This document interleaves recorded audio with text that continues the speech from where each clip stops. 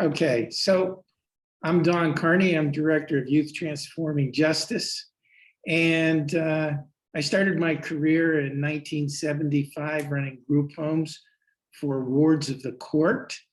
I was really pleased to hear the presentation this morning and how they're going to start treating kids differently. I'd like to introduce Antonio. Hello, everybody. Name's Antonio. I've known Don like half my life. Back when I was a freshman, I was attending the school's, the district's continuation school. And because I was on probation, I had to attend an after-school program. You may think like, God, that's awful. When you are done with school, you just want to go hang out with your friends. I don't know, go home, play video games. But Don was generous enough to, take us out to the gym, take us out to eat a lot of like really yummy food. So 15 years later, here I am, a part of his team, and I'm incredibly grateful to him and all the great work he's done with youth throughout the years. Okay, we're going to go through our slideshow and explain our program.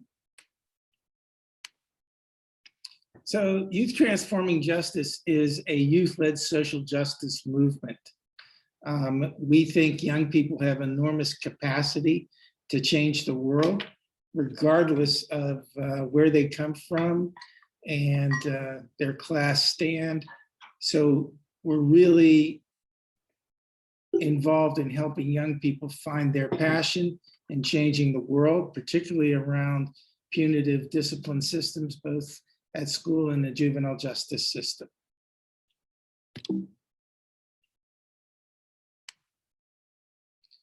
And our goals are authentic youth empowerment. And I've been involved with a lot of organizations that give youth a minimal voice. That's not authentic.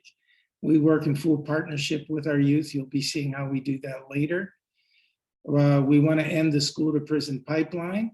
We think that'll impact mass incarceration more than anything else.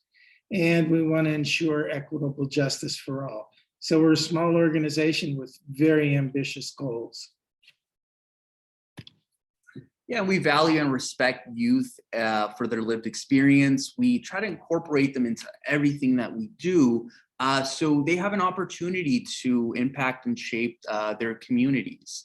And we support and facilitate peer-driven leadership. So we connect, exchange information, and share best practices with them. And they're able to effectively prevent other youth from entering the juvenile justice system. And our trauma-informed strategies are focused on creating an environment where youth feel safe, supported, taken care of. And we understand that for some youth who are a little bit more high risk, the reasons why they're acting out, being a little defiant, is because they're experiencing a lot of trauma, and that's just kind of bleeding out into some of the things that they're doing in school or in the community. And trauma-informed care. So we're changing the paradigm from what's wrong with you to what has happened to you. We recognize that some of the youth are exposed to neglect, homelessness, violence, all of these really ugly things.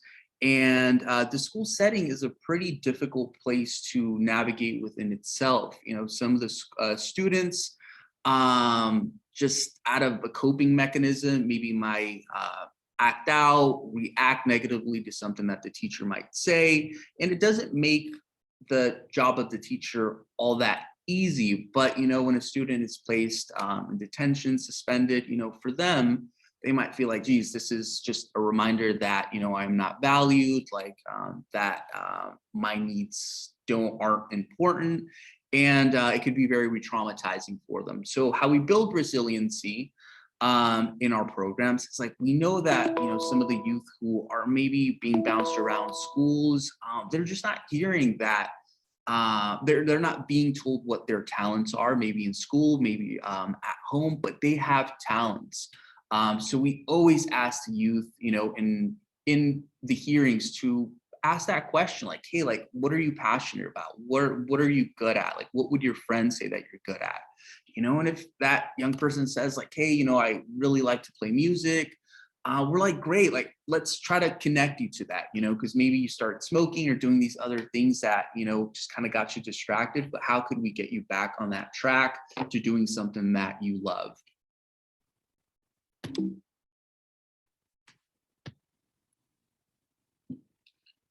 Okay, so couple of things we really focus on to support young people who've been traumatized is identifying who that adult is in their life that's there to help pick them up and let them know that they can do it, whatever they want.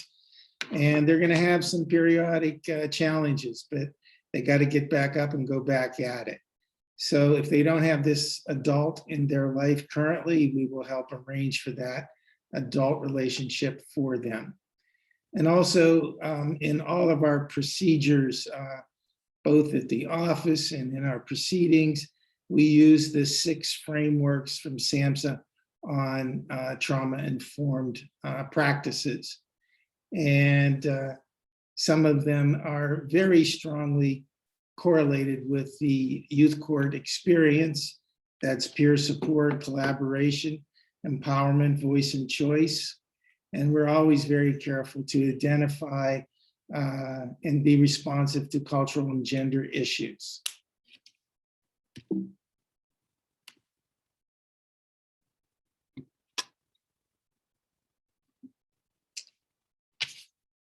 So our methodology, we use what's called a process called critical pedagogy. We've got a short video that'll explain what that means. Basically, we look at the status quo, identify patterns of inequity with an intent to make change. And a parallel process with that is participatory action research, where we work with the young people that are being impacted by the system to change the system. This is where the activism comes in. And we always use data-driven continuous program improvement to identify best practices. So we're going to do a video now on the critical pedagogy.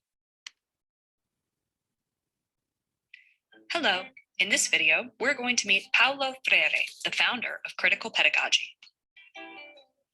Freire was born in 1921 in Recife, Brazil. His ideas about the role of education in political freedom eventually became some of the most significant contributions to what's now known as critical pedagogy. But to fully understand the context in which he formed his ideas, first we have to know a little bit more about the history of Brazil. Brazil was a Portuguese colony from 1500 to 1822. Even after independence, Brazil was the last country in the Western Hemisphere to outlaw slavery in 1888. Well into the 20th century, 85% of Brazil's population was still illiterate, and some still sold themselves or family members into black market slavery to ward off starvation. Freire's family was middle class when he was born, but the economic depression of the 1930s wiped them out. When Paulo was 10, the family had to move to a smaller, cheaper city on the outskirts of Recife. It was nearly a decade before their fortunes improved. Freire later said that he was desperately hungry during these years, which made learning impossible, not due to a lack of interest or ability, but because he was too distracted to focus on anything else. Young Paulo took to stealing in order to feed his family, and eventually had to drop out of elementary school. After his father died of a heart condition exacerbated by poverty and stress in 1934, Freire's mother pleaded with the principal of the local secondary school to allow her son to attend. Because Paulo was passionate about using his education to help others, the principal agreed and even reduced his tuition. With this second chance, Freire eventually studied philosophy while completing his law degree. He began his career in 1942 teaching at the same secondary school he had graduated from. In 1947, Freire became the director of the Department of Education and Culture and began conducting literacy programs for poor adults. It was during this time that he developed his major ideas about the relationship between oppression, literacy, and educational praxis. Freire's educational philosophy harshly criticizes what he terms the banking model of education, which sees students as passive, empty receptacles to be filled by the wise, all-knowing teacher. Freire linked this model of education to the socioeconomic and political relationship between oppressor and oppressed, which he experienced firsthand during his years of poverty and hunger. Building off of Hegel, Marx, and others, Freire's ontology states that the ultimate goal of all persons is to increase, not decrease, their humanity. In the same way that the colonizer thinks his own ways are always best, the teacher who sees students as hollow vessels is participating in a process that discourages critical thought, perpetuates oppression, and dehumanizes both. Rather than the traditional hierarchical model of the relationship between teacher and student, where the teacher is firmly above the student, Freire proposed in his most famous work, Pedagogy of the Oppressed, published in 1967, that effective education is built upon a democratic relationship between equals who are open to learning from one another. This teacher-student relationship is what allows conscientização, the critical awareness that precedes action, to develop in oppressed peoples over time. Conscientização begins with students becoming aware of the contradictions in their social, political, economic, gender, race, and class conditions, and then taking action to resolve those contradictions. In Freire's so-called problem-posing education, teachers problematize each issue discussed in class. Students then pose their own solutions. Teacher and students then work together in both goal and process to successfully change the conditions of oppression and ultimately achieve the democratic ideal of freedom and equality for all. Dialogue is the basis for all problem-posing pedagogy and requires solidarity, a sense of equal footing, and mutual respect. Freire wrote in his later works that education is fundamentally an act of love. Among the many educators, philosophers, and activists influenced by Paulo Freire are Bell Hooks, Henry Thoreau, Cornel West, and Jonathan Kozol. Pedagogy of the Oppressed has been translated into 17 languages, and its emancipatory teaching model has been adopted or adapted in many previously colonized countries on every continent on the globe. The Paulo Freire Institute is currently active in 18 countries. Even US educators have attempted to adapt Freire's model, though some find it too controversial. For instance, Pedagogy of the Oppressed is one of the books banned by the state of Arizona. More important than his influence on education, however, is the inspiring influence of Freire's life itself. His insistence on literacy and love in the quest for human freedom has helped free the hearts and minds of thousands of people, including the children and grandchildren of former slaves, and his vision of change is an ongoing source of encouragement and hope for millions around the globe.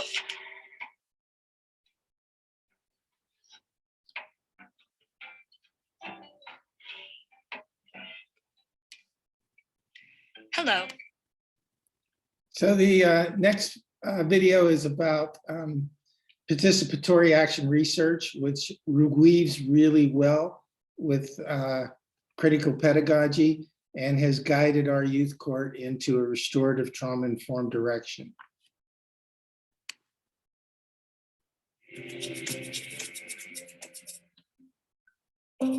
Basically, how I like to describe the Northside Research Sheet is a group of young people who have a personal connection to the Northside, whether they live there, they live primarily close there, or they have family members that live there, or close friends, or they went to school there, whatever the case may be.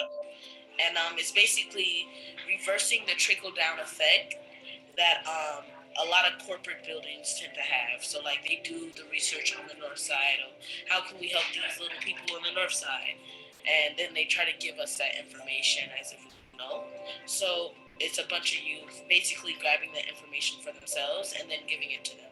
This research that we do is a lot more thorough because we gain relationships as we do the research. We don't really just always give people surveys with yes or no questions. A lot of the times we try to build relationships that come with those surveys or come with those interviews. So it matters because we are the ones experiencing these conditions, and we should be the ones that's narrating our story.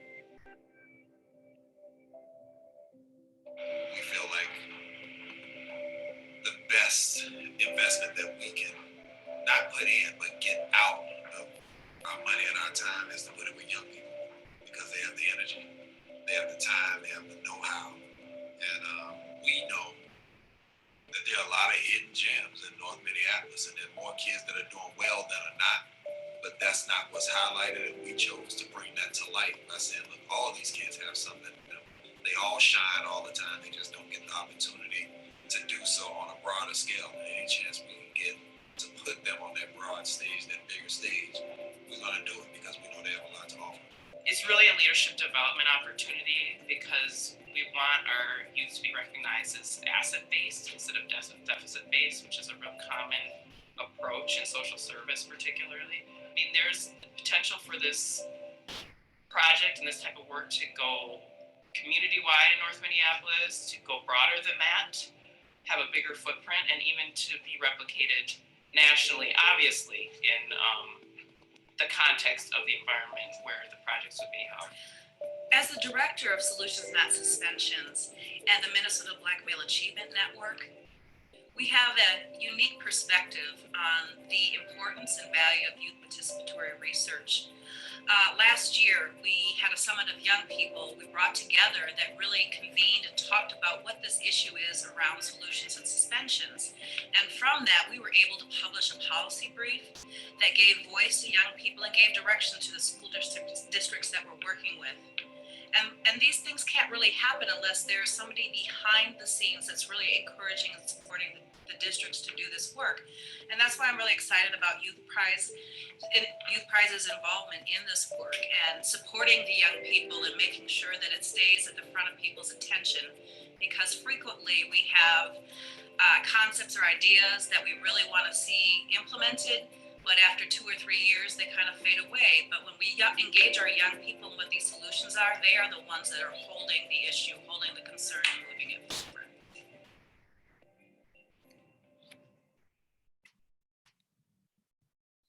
So I want to talk about our transition. The Marin County Youth Court started in 2004 as a response to zero tolerance, filling our county community school. And a lot of those kids ended up in the system. So we wanted to keep young people out of the county community school, which was feeding them into the probation system. And in Marin County, we mixed middle school and high school kids in that environment, which isn't all that successful at that point in time. It certainly wasn't. So we were looking for an alternative, and we found youth courts. And we were originally taught by the district attorney and the public defender to replicate the traditional adversarial court model. And as I said, I started my career in 75, working with wards of the court, living with them 24/7 in a group home setting. We also created an educational framework for them because the schools just could not educate traumatized kids. And I was really upset to see that the traditional adversarial model was re-traumatizing kids that came before the youth court. So we had really well-meaning, progressive young people playing prosecutor and piling on the aggravating evidence, because that's what they were taught to do, not realizing that they were re-traumatizing a young person who had a trauma history. So I challenged the young people I worked with to find a win-win rather than a win-lose system. And we incrementally changed the Marin County Youth Court from an adversarial framework to a youth-driven, non-adversarial, restorative, and trauma-informed model. And we've been working on that for years. That's yours or mine? Okay. So the difference between the adversarial and the non-adversarial framework is palpable. In the adversarial framework, you have one-sided advocacy, the defense looking for as much mitigating evidence as possible to get as light a sentence as possible, prosecution finding as much aggravating evidence to gain as high a sentence as possible. And it really stood in the way of a young person being accountable. If they were to be accountable, it would not help their defense. The non-adversarial framework works so much better. It's a problem-solving court format like we heard today from Director Lazario. So we have a single advocate. They focus on what's best for the young person and the community. They focus on restorative trauma-informed processes, identifying the youth's strengths and developing a restorative plan in concert with that young person. Not dictating what the sentence is, but collaborating on what's the best approach to repair the harm and repair the young person's relationship with the community and to move forward. Yeah, and a few years ago, we were just thinking like, hey, we're doing things a lot different than the traditional court system, and we're even pretty unique in terms of some of the youth courts. Yet our language mirrors that of what you would see in the courthouse. So we were thinking, okay, how could we change things? How could we make it a lot more restorative? And what we thought were, well, why don't we call, instead of calling youth court the traditional name, why don't we go with peer solutions? And jurors, we refer to them as peer team members. And the attorney, that's a pretty unique role because in our space, it's not adversarial. So the youth advocate has a responsibility of representing both that young person that's referred to the community, that's referred to the program, but as well as the community. So those two roles are kind of morphed into one. And the bailiff is referred to as a peer facilitator. The judge is a adult facilitator, and their role is just to kind of like structure the whole system. But they don't have a larger say than that. And lastly, we call the sentencing a restorative plan, and we'll go into some of the different components of that as well. And the peer solutions process. So accountability is a big thing here. We want the youth to be able to be responsible for their actions. And that means like repairing the harm in relationships. You know, oftentimes you get referrals where, you know, a young person was caught smoking at a park after hours and it's late at night. And, you know, we're talking with them, we're like, hey, like, so who do you think was impacted? And they're like, well, me, because I'm here. Well, of course, but like, who had to pick you up that day at the park? Like, well, my parents. Great. Like, you know, what time was that? They're like, well, it was like around 10. They're like, okay, what are your parents normally doing at 10? They're like, nothing. I'm just watching TV. We're like, no, like, what are they doing? You know, they're getting ready for bed. So, I mean, for them, when they realized, okay, my parent had to leave the home, you know, they were probably already pretty upset, had to come get me, like that light bulb goes on. It's like, okay, they were impacted. So we're like, okay, what could we do there to kind of fix that relationship? And getting to know the person beyond the violation. So the peer team is really good at asking questions that get to know the individual for who they really are. So some of those questions are like, hey, how are you doing in school? How's your family life? Like, who is your friend group? So by the end of it, the peer team really knows like what that person's motivated about, like what areas they can maybe use a little bit more support on. And that's all incredibly important when it comes to like crafting a really solid restorative plan. And curiosity and support instead of judgment. So a great example of this is, you know, somebody asks like, hey, how are your grades? And that young person's like, well, you know, they're good. You know, good could be different for everybody, right? For some people, like passing, it's like C's, like that's all right. But somebody else might look at that and be like, hey, those are pretty bad grades, you know? So we don't want somebody else to impose their own ideas, beliefs on somebody else. Like if that young person is comfortable with their grades, like great. If they ask for help, well, hey, we'll support them in that. And co-creation of a restorative plan. So both the young person who's referred as well as the advocate and the peer team are responsible for crafting a restorative plan that really works for everybody. We don't want this to be one-sided. We don't want the young person that's referred here to leave and being like, God, like I felt like I had no say in what, you know, I wanted just didn't matter. And then lastly, strength-based community engagement. We don't believe that a young person would really learn much from, I don't know, picking up trash on the side of the road. Although in the moment, you may be like, oh, like I hate doing this. Like I shouldn't have, you know, committed that silly mistake. Long term, that's not really helping them. So what we looked for is to connect young people to things they're passionate about, they can really engage with, and things that they can maybe continue doing long after they've completed their restorative plan. Because maybe that would keep them from falling back into some of the things that maybe got them referred to the program in the first place. then going into our programs.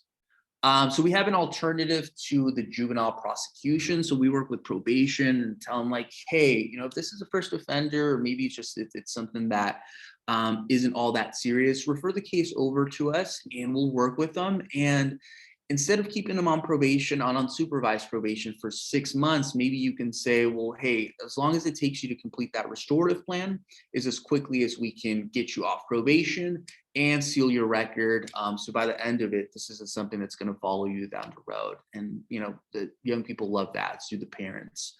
Alternatives to suspension and expulsion. So we work with some of the school districts here and tell them like, hey, don't suspend a student because they're probably not going to learn much from that. That young person is going to be at home, probably unsupervised, because here in Marin County, it's incredibly expensive to live here. So parents don't really have the luxury of saying, you know what, I'm going to take a couple of days off, just be with you at home. So that young person's probably waking up late, playing video games, rummaging through the fridge. And then when you ask them like, hey, what do you think the school wanted you to learn by suspending you? They're like, well, I don't know. I mean, I didn't learn that, just playing video games all day. So we're like, okay, like let's reimagine this. Like, let's, work with the school and the young person to make sure that they don't commit the same mistake again. Drug and alcohol safety skills training. So with us, with this being a very affluent county, there's just an abundance of drugs, and we see that both at the middle school and high school level. So regardless of what it is that a young person was referred to this program for, everybody has to go through the drug and safety skills training, and it's 12 hours, and it's pretty robust. So we're working with them on, if they've started experimenting, like, okay, what could we do to maybe get you to taper off and eventually just stop altogether? And, if you are going to parties and you see that, somebody took a little bit too much of something, like how can you be of support? Is that person just going to wake up the next day with a headache? Or is it something more serious than that? So we want every young person to be able to graduate and do so without any addiction or vices. Community building circles is something that we've started and have seen great success in at a local K-8 school. And the goal here is to get the students to build stronger relationship with the teachers and for the students to get closer with one another as well. This is as easy as them coming back from a weekend and just holding, 15 minutes, 30 minutes just to discuss what were some of the highlights, what maybe didn't go great for them. Our schools here aren't all that diverse, and students choose to self-segregate for various reasons. So we want this to be an opportunity for the youth to say like, hey, although we don't look alike, like we're going through a lot of the same experiences, and we're all human, and also if a young person is really opening up and they're like, hey, I'm not seeing my mom as much as I should. She's never home. Like, I see her once a week. Well, like, hey, maybe that young person who's acting out a little bit in class, like, let's give them a little bit more attention. Let's recognize what's going on at home or what's lacking. And also recognizing like what students have, a high ACE count, adverse childhood experiences, and get them the support that they need earlier, rather than maybe waiting for them later on to get referred to peer solutions, because by then, hey, maybe it's a little bit too late. We can still work with them, but we could have maybe supported them a lot earlier. And we have a BIPOC paid internship program. So again, just going back to the cost of living here, some families can't provide their kids the, shiniest Jordans that they need, because apparently like that's the most important thing to have on the blacktop. So what we want to do is still get those young people that are motivated about, changing the circumstances for other students in schools, in the community, and say like, hey, get involved with our program, and whatever time you spent with us, we'll pay you for that. So this doesn't mean that you're asking yourself, wait, can I volunteer for this program that I really like what they're doing, their mission, but I can't because I have to go work. So we want to eliminate that barrier. And we're also, because they're just doing such great work, right, replicating a lot of trainings, coachings, and expanding or working with other counties to replicate some of the work that we're doing here at home. Thanks, Antonio. That was a great description of our programming. Now I want to go through one young man's experience with us. His older brother went through the program, and shortly after his older brother graduated from the program, he ended up in the program. And this is where we want to say that every young person is so much more than a few bad decisions during their adolescence. So this is Joaquin's journey through the youth court. His freshman year, he got caught engaged in vandalism, and he was sent to YTJ. He said it's the best mistake he ever made. And he thrived in the program. We'll be touching on that. But then again, in his senior year, Joaquin had a little party while his mother was away, and created a little too much noise. That's called a social host violation. And he was cited in his senior year to YTJ again. And both times he identified he was not thinking with his frontal lobe. And Joaquin identified, he actually put these slides together. He identified that we cleared his juvenile record, so he didn't have to deal with that, applying for colleges or jobs. Community support, advice from peers, positive friendships. What he really appreciated was some risk management skills. Every young person should have that opportunity, and leadership opportunities. And in 2019, Joaquin received an award from the youth court, and he moved on to be an advocate, a peer trainer, an intern, and a YTJ employee when he had a gap year last year. Okay, and just want to share some of our data with you, a little self-explanatory. Over the past 18 years, we have kept 1,400 youth out of the juvenile justice system. We have a 95% program completion rate and a 5% recidivism rate. We have diverted thousands of school suspension days, and we have 27,000 plus community engagement hours.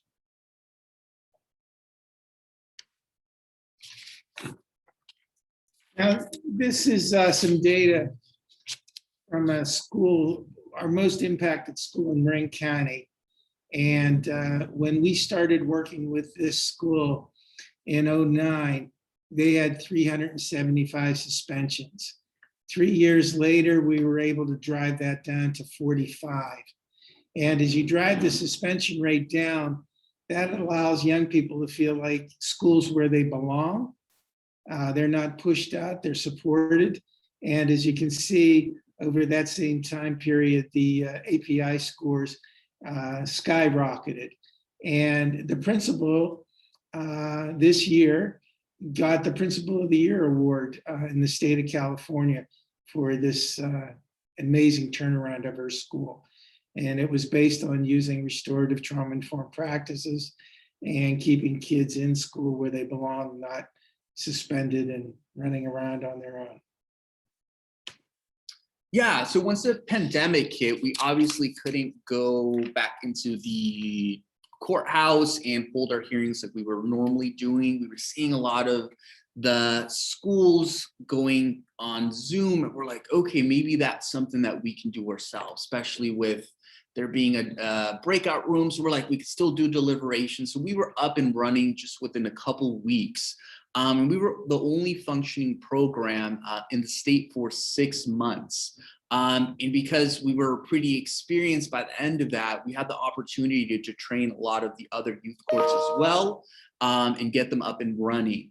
And our ability to go on Zoom also allowed students from a lot of counties to say like, hey, I still want to get involved into something that I was really liking prior to the pandemic. And I see that this youth court is up and running. Like, maybe I can go ahead and reach out and be on the peer team. So by the end of it, we had a lot of youth that were tuning in, seeing how our youth court was a little bit different than theirs, and maybe taking some of those ideas that were working really well for us back into their county and starting to shift it a little bit more into our like restorative program that we have here.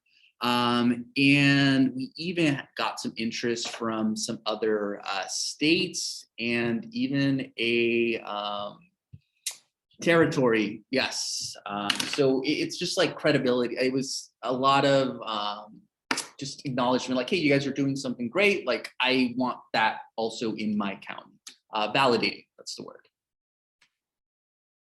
And from courts to support. So once we went on Zoom, we realized that not only was it a lot easier for the youth just to jump on their phones, on their computer and log in, but also going into the courtroom, that's a little intimidating. It causes you to, your anxiety to go up. And for some people from marginalized communities, they're a little too familiar with that space. And if they could avoid it, hey, maybe they will. So we just decided, hey, let's just stick to Zoom and continue on that platform, and for it to be a little less traumatizing for some of the students. Addressing, yeah, and we were able to continue to address the school to prison pipeline. So nothing changed. We were still able to do the same like great work that we were doing pre-pandemic. So we're open to any questions you may have. We would like to help other youth courts become non-adversarial if they're still hanging on to that framework, and become more restorative and trauma-informed. I was really pleased with a lot of what Director Lucero had to say about the structures that she's looking for. They're right in alignment with what we've discovered is highly effective with the young people we've been working with. So this is Kayla with the team. There were a few questions in the chat that I will read off. First, can you please describe the youth's participation in the management and direction of YTJ, and how do the youth drive YTJ? About every 3 months, we get together and we talk about what's working and what's not working, what could change, how it could change. We talk it to death a little bit, then we pilot it and see if it's effective. And we've had some crash and burns that weren't effective, and we moved on. And we had some opportunities to change the program in dramatic fashion. So all of the changes in the program have been youth-driven. Moving from 2 advocates to 1 is youth-driven, changing the language and the script from the punitive court framework to a restorative trauma-informed framework was pushed by the young people as well. Great, thank you. The next question was, is the harmed party always, sometimes, or never included in the restorative circle? Quite often, if there is another person involved, that would, part of the restorative plan would be a restorative circle with that person. So quite recently, we had a case of car vandalism, and we held that case in the youth court framework, but part of the restorative plan was to sit down with the victim whose car was vandalized and discuss that and make reparations. Thank you. The next question was, how are the internship partners identified, and are there any specific requirements for an employer to participate? Yeah, so we have a really good connection with some of the college prep programs here in the county. So they help us with getting some college students that are maybe studying to be probation officers, psychology, like they have a passion for working with youth in the future. So we're able to get some young people referred to our program that way. And we also have really good connections with some of the local school districts. So we're able to make presentations. And, if there's a youth that we're working with, we just do a training and they're really liking what we're doing. We're like, hey, great, you could actually do this and get paid for it. They're like, great, like, let me do that. Great. Thank you. Next, before I move on to the next couple of questions, I just want to remind everyone that I guess technically this is question and answer and break time. So you can stay on to hear the questions and answers, but if you can just plan to return to the main room at 1:35, that's when the break ends. So I was asked to announce that, but we do have a few more questions. The next question is, now that you've switched to the virtual proceedings, have you noticed any access issues? I know internet access can vary, especially for lower income youth living in packed households, et cetera. Yeah, so there has been issues which are a little frustrating, but we've gone better at just overcoming them. Like sometimes a young person might have trouble just logging into Zoom through their phone. They don't have an account, like all these different things. Like we always send them the phone number that they can use just to call in. The downside to that is like, hey, we can't see their face. We always want to be able to see who we're talking to. But in situations where that's a problem, they're able to call in and we can go through the process like we normally do. There hasn't ever been a moment where a internet issue has prevented us from starting and finishing a hearing. And it's also increased access because Marin County has a really lousy public transportation system. So having kids come to court every week was a challenge for a lot of the low-income youth. And they no longer have that challenge now that we're virtual. That's great. The next question is the wraparound model utilized within your program as your practices sound familiar to those within the wraparound model? Yeah, we've taken several pages out of the wraparound model to support young people when they're in crisis and to help them develop after a crisis. So that was obvious to people who were familiar with that. And one thing I want to touch on is our harm reduction training program. It's 12 hours. That's split 6 hours with the young people in a group setting with their parents or guardians in a group setting. So we work with the family as well as the young person, and that's another page out of the wraparound model. Okay, thank you. One person said, Jennifer said, I'm interested in learning more about the substance safety skills. Is there a curriculum you offer to train for care providers?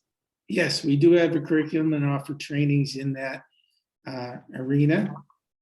It's a very unique program. We believe young people should be effective first responders for other young people, because when they're up to this mischief that can take their lives, there aren't adults supervising.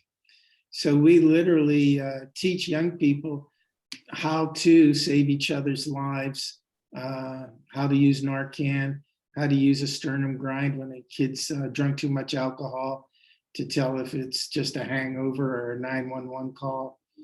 Most kids don't realize that they have immunity for prosecution for calling in support on an OD. We do a lot of work with avoiding sexual assault under circumstances of alcohol and drugs.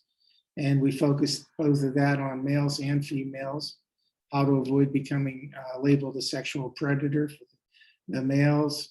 So it's a very comprehensive framework, and would love to share that and train others in the framework. Great, and I'm assuming anyone who's interested can use this contact information on the screen right now. Absolutely, the flag's there.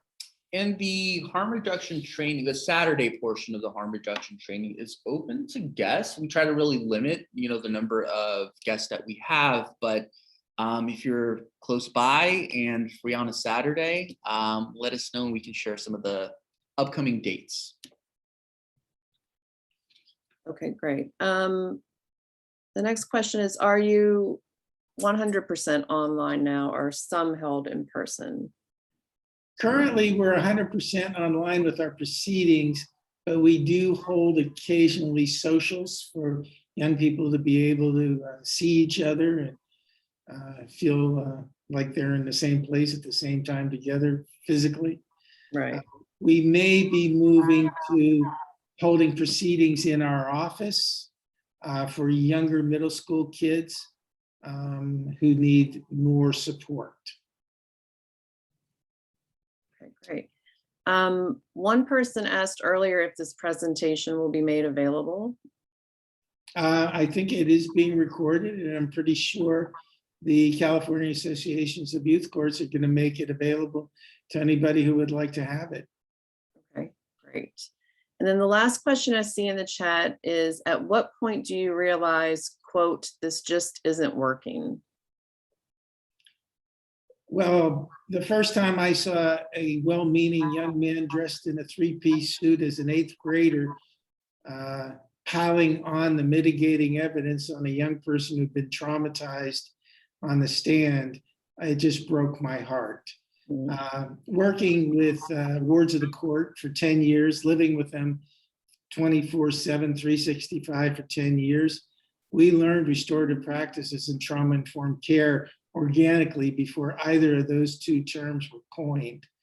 And I was very familiar with how trauma manifested in young people, and immediately decided that we needed to do something differently.